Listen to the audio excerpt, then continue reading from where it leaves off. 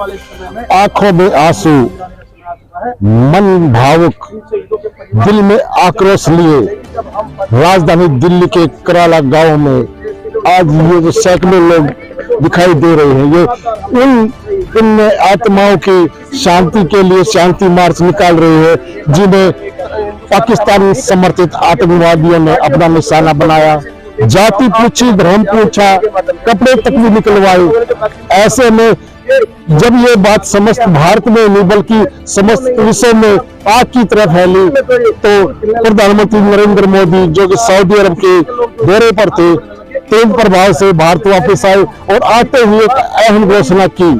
सिंधु जल प्रवाह को रोकने के लिए बोला गया, शिमला समझौते को रद्द करने के लिए बोला गया, इसके साथ साथ अटारी बॉर्डर को बंद कर दिया गया और पाकिस्तान से जो प्रवासी आए हुए हैं उनको 1 तारीख तक वापस जाने के लिए बोल दिया गया है। प्रधानमंत्री मोदी के जो ऐलान किया है वो वाकई एक ऐसा ऐलान किया है जिससे कि साफ साफ ये नजर आने लग गया है कि आने वाले समय में कुछ ना कुछ बड़ा होने वाला है। आपको बता दें कि आतंकवादियों का वो अंजाम भुगतने के लिए आगाह कर दिया गया प्रधानमंत्री ने, जो कि आतंकवादी जिसकी कल्पना भी नहीं कर सकते। ऐसे में आमने फानन में पाकिस्तान जो बौखलाया हुआ है वो भी अपनी तरफ से अनाप शनाप बयानबाजी करनी शुरू कर दी है और ऐसे में उन्होंने वाघा बॉर्डर को सील किया, अपनी सीमाओं पर अपनी फोर्सें लगानी शुरू कर दी। तो क्या आने वाला समय एक बड़े युद्ध की ओर इशारा कर रहा है? क्या शहीद हुए 28 भारतीयों की जान की कीमत पाकिस्तान को संसार के नक्शे से मिटने से ही देनी पड़ेगी? क्या भारत एक बड़ा कदम उठाएगा? बहरहाल ये प्रधानमंत्री नरेंद्र मोदी आरएसएल को फिलहाल कर रहा है, क्योंकि जो भी तथ्य सामने आए, जो भी निर्णय लिए जा रहे हैं वो पाकिस्तान को बर्बाद करने के लिए लिए जा रहे हैं। मैं आपको बता दूं कि कूटनीति भारत द्वारा शुरू कर दी गई है। यह भी हो सकता है कि पाकिस्तान आने वाले समय में 3 टुकड़ों में विभाजित दिखाई दे। पाकिस्तान मुर्दाबाद के नारे आप सुन रहे हैं। ऐसे में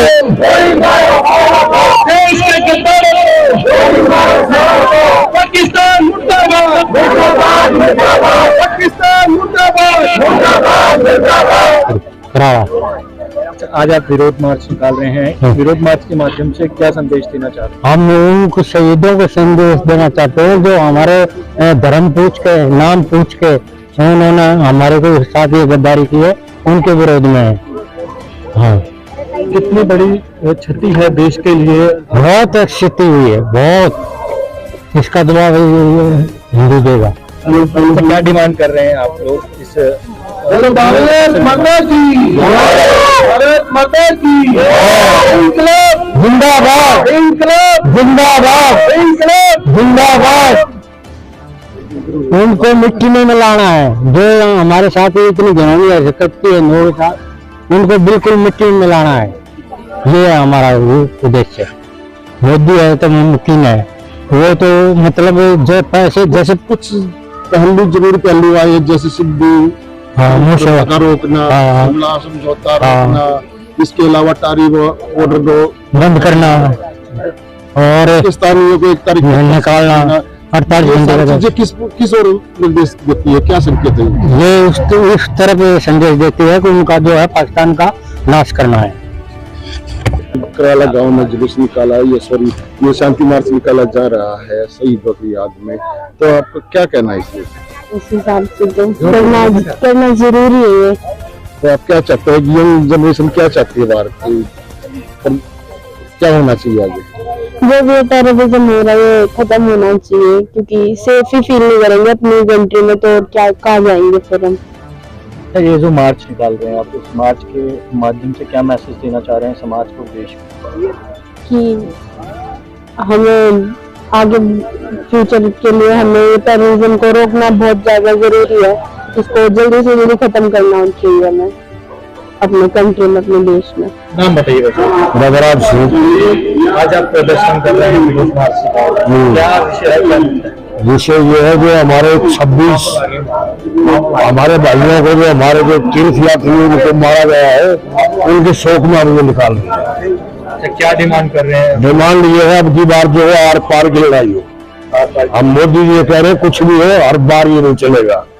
वो हमारे को मार के चले जाते हैं, हम फिर शांत बैठ जाते हैं, मोमबत्ती जलाते हैं, खाली बैनर लेके घूमते, इससे आगे हम कुछ नहीं करते। अब की बार अगर लड़ाई हो तो आर पार की उनको मारो की जरूरत लगी, उनको बख्शा नहीं जाना चाहिए। क्या संदेश देना चाह रहे हैं इस कैंडल मार्च से? इस कैंडल मार्च से हम यही संदेश देना चाहते हैं, पूरा साथ देश आपके साथ है मोदी जी, और उनके ऊपर अटैक करो पाकिस्तान के ऊपर, और पीओके को अपने अंदर मिलाओ कि ये पाकिस्तान प्रायोजित टेररिज्म है। इसको हमारी सरकार सदा के लिए इसका अंत करे। हम पाकिस्तान से अब इन फ्यूचर ऐसी घटना नहीं चाहते हैं, इसलिए हम पूरे आक्रोश में हैं। चाहे इसको खत्म करना पड़े, चाहे कुछ भी करना पड़े, लेकिन आतंकवाद खत्म, पाकिस्तान का 2 टुकड़ा, पीओके वापस, ये हमारी डिमांड है। आज पाकिस्तान की कार्यता को देखते हुए हमारे हिंदू भाइयों ने जो अपने प्राणों की आहुति दी है, उनकी आत्मा आज न्याय की गुहार कर रही है भारत की जनता से। क्या कहेंगे आप? ये न्याय उन सभी उत्तम आत्माओं को मिलना चाहिए जिन्होंने अपनी जान तो दी है, लेकिन हिंदुस्तान के सारे हिंदुओं की आंखें आज खोली है। आपने देखा कि आज देश भर के अंदर ऐसे चौराहों पे, गली कोल्हे में, सब जगह इस प्रकार का एक आंदोलन, एक आक्रोशित आंदोलन हो रहा है।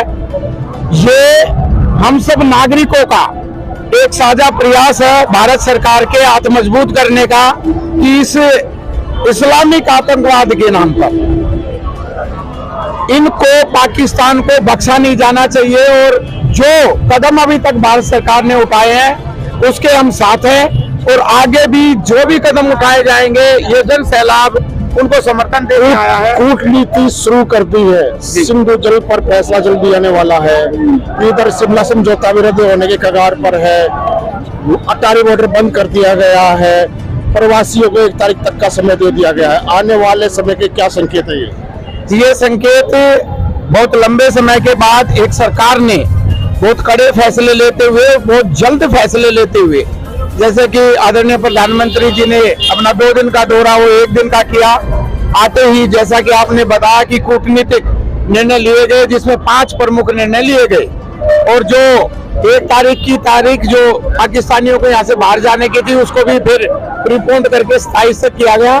हमें लगता है कि अब जो हार्ड हिटिंग होनी है डिप्लोमेसी के बाद, जो एक पैसेज दिया जाता है टाइम का, कि जो भी नागरिक पाकिस्तान के अंदर, भारत के हो या अन्य देशों के हो, पूरे विश्व के, वो अपने अपने देश में चले जाए, और हम पाकिस्तान को इस बार उनके इस्लामिक आतंकवाद पर सबक सिखाना चाहते हैं। सजा ऐसी मिलेगी कि उनकी कल्पना से प्रयोग होगी, क्या तात्पर्य है? जी, ये आप मानिए कि दूसरे दिन ही भारतीय में बिहार भूमि से आदरणीय प्रधानमंत्री जी ने ये कड़ा संदेश दिया ही था, हम सबके सामने, मीडिया के सामने, आपने भी कवर किया कि इस बार पाकिस्तान के इस्लामिक आतंकवाद को ऐसी सजा मिलेगी कि वो मिट्टी में मिला दिए जाएंगे, और पूरा भारत उनके एक वाक्य के साथ खड़ा हुआ है।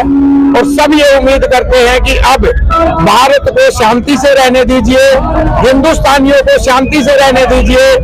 ये विश्व की, इस एशियाई महाद्वीप में सबसे कायरतापूर्ण घटना है, जब हमारे साथियों के कलावा देखकर, उनके कलमा पढ़वाकर, उनसे पैंट उतरवाकर, उनके धर्म पूछकर जो है मारा गया। ऐसा शायद ही इतिहास में कभी हुआ होगा। तो ये ऐतिहासिक कदम इस्लामिक आतंकवादियों ने उठाया है, तो इसका जवाब भी मोदी सरकार ऐतिहासिक रूप से देगी, ऐसी हम सब नागरिकों की इच्छा है। इतिहास गवाह है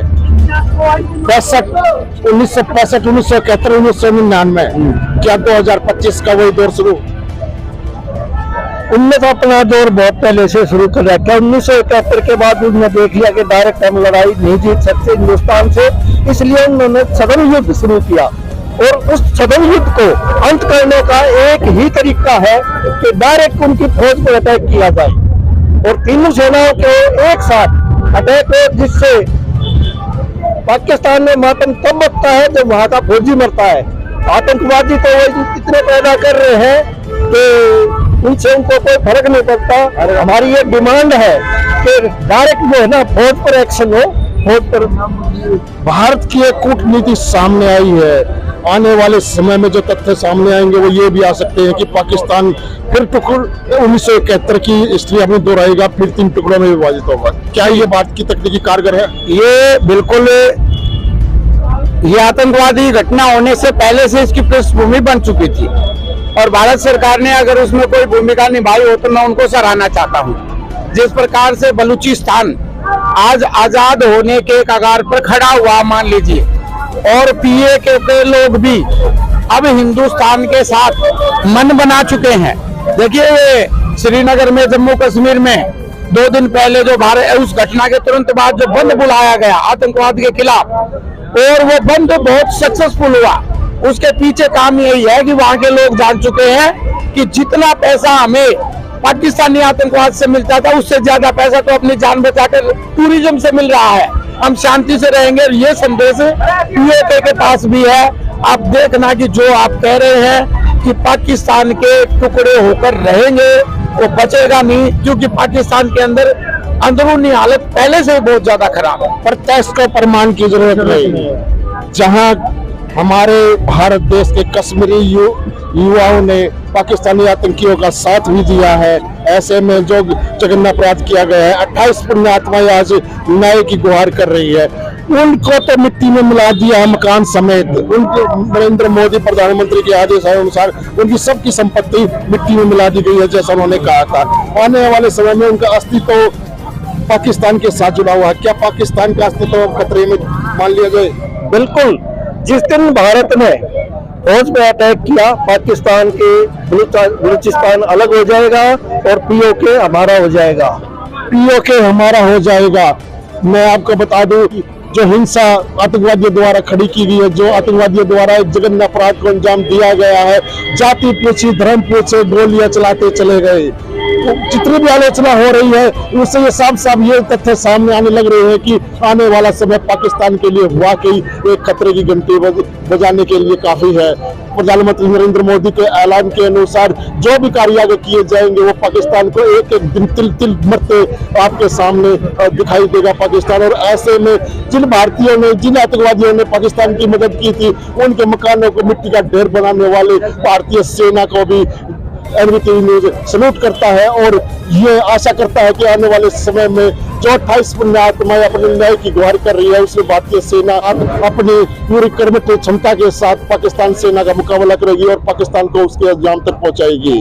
कराला दिल्ली से मैं नरेंद्र भारद्वाज, आप देख रही है एनडीटीवी न्यूज। एक बार सारे जवान साथी, सारे बुजुर्ग साथी और बच्चे सुने, ये हमारा संकल्प आज होना चाहिए कि जो भी हिंदुस्तान के साथ नहीं है, जो भारत के साथ नहीं है, हम आज से और अभी से उनका सामाजिक और आर्थिक बहिष्कार करेंगे।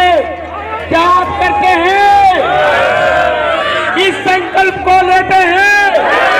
बोलो भारत माता की।